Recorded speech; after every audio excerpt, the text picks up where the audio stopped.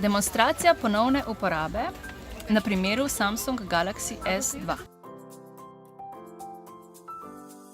To je displej s touchscreenom in na njemu bomo namestili matično ploščo. Priklopimo še senzoriko.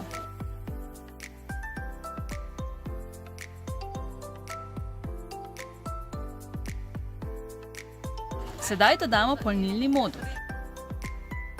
Dokler mojster sestavlja telefon, naj povemo še nekaj zanimivih informacij o ponovni uporabi električnih aparatov. Telefon iz posnetka je star 10 let.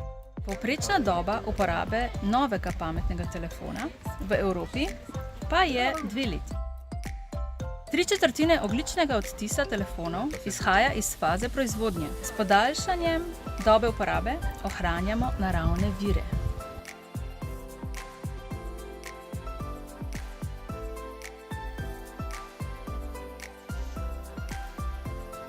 Sedaj vse skupaj zapremo še za zadnjo stranico.